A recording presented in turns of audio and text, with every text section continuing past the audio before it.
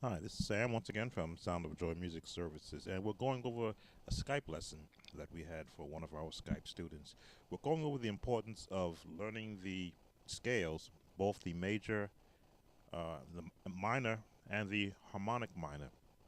Now we're going to be going over some chords later on, so I want to cover first the scale in which we practice.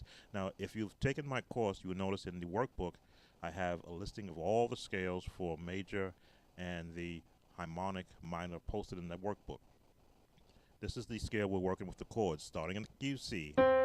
First, we're going to do the C minor. Now, the idea again is for finger movement and, of course, tone recognition.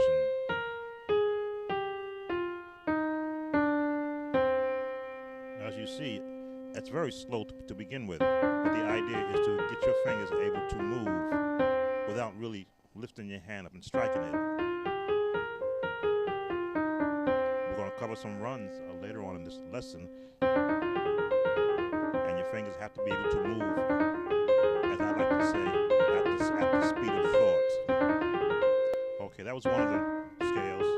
The next was the C minor, C harmonic minor scale. And you see what the one change there is. Here's the one change. It's a B natural rather than the B flat. And of course, back. So practice the C minor scale, forward and back, and practice the C harmonic minor scale. And build up your finger speed. As you see, my hands don't move, just my fingers, octave to octave, so that I can get to each note and then continue on with the chords in the next section. All right, this is part 2 of our lesson that we went over on Monday evening. Those chords that I emailed to you are written out for you. There's our run.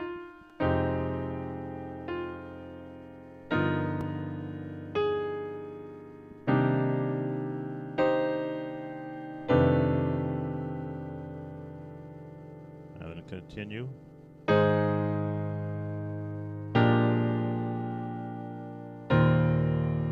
Got that G in there. Slow it down.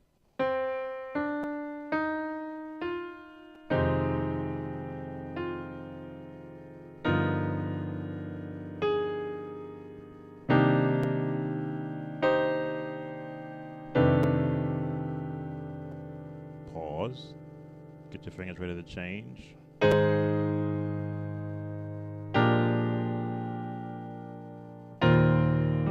that G in there. One more time.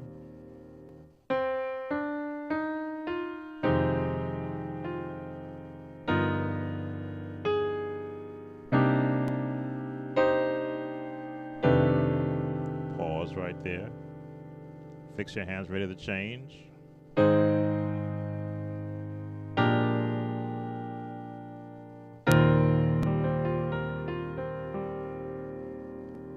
Now, you had a question about how would you put some runs with that, and I says you pretty much would just go around the chord.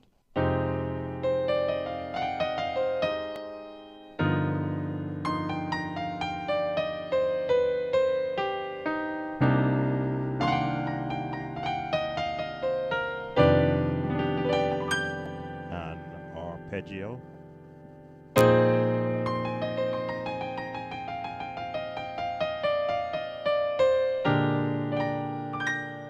That's why scales are so important.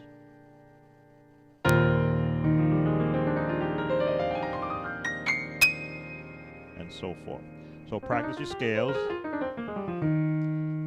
Get your chord in there and just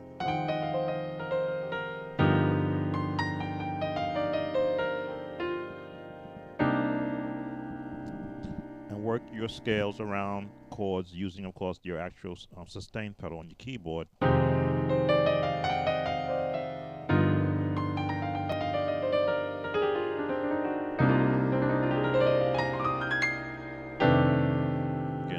of the instrument that you're actually practicing on.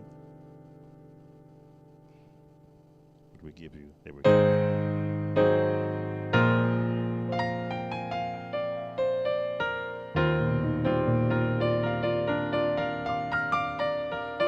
Break up chords.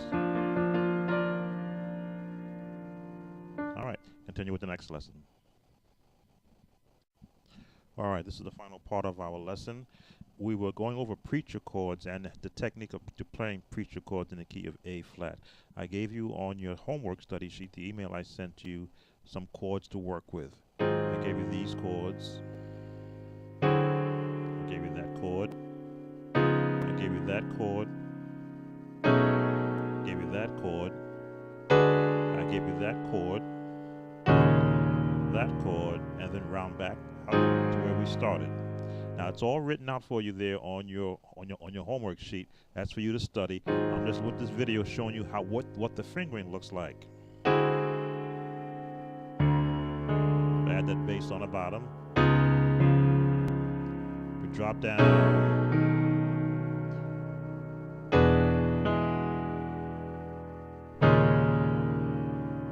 And then round out back to the top. Now again, as I teach, everything I play is in an element of a scale. If you know what the scale notes are, you know you're in the A flat 7 scale, you know what that sounds like. Of course, now when we start to change, we change our the element of the scale we're in. Couldn't tell you which one this is without looking up in my book. I believe that's C plus 5, and we got an A flat in there too. So a plus 5 and a minus 5 there. Go figure. But again, look at what I have written out for you. These are preacher chords. Now you see me expanding like this? You can do that, provided you have this amount of notes in front of you.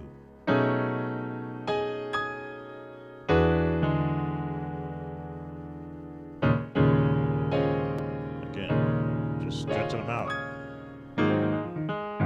Now, the short, long technique that I teach for musicians getting used to playing the preacher chords is short, long, short, long, short, long, and then back to short. That depends upon whom you happen to be ministering with while they're preaching. You determine that from the technique that they use. They could be all short, short, short, short, and then go long, and then you're going to bring them out, and then throw a run in there.